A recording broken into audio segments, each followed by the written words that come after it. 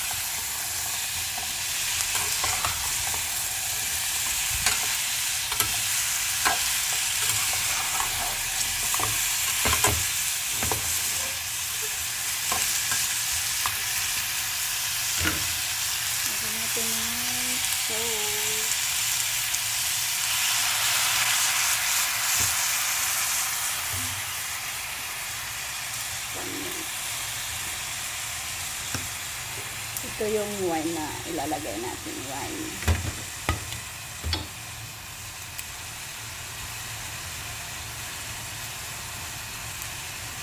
Wine.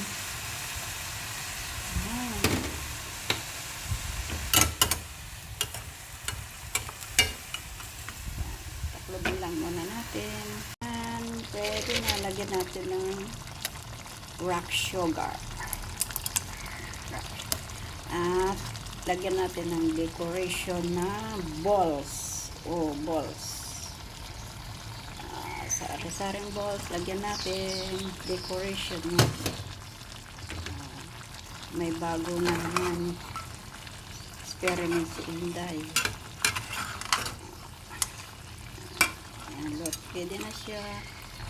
Natin ng konting. Pakulan natin ng konti.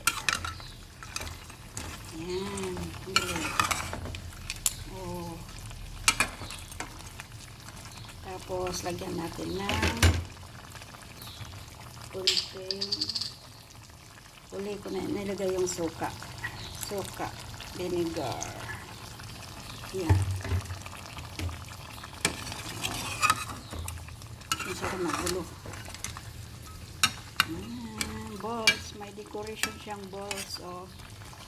Meatballs, fish ball, at saka crab balls. Oh.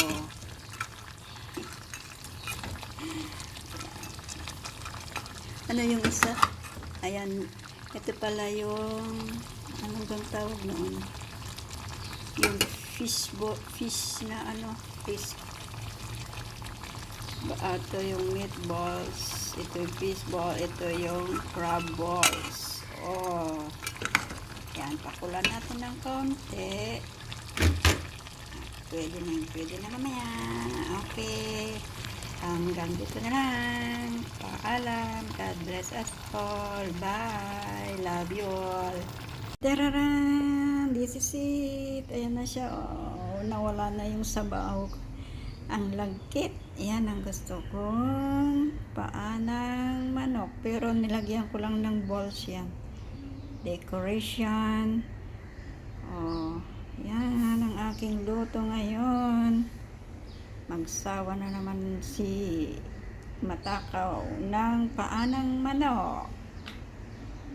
Oh, yan ang favorite ko kasi paanang manok. Okay, bye.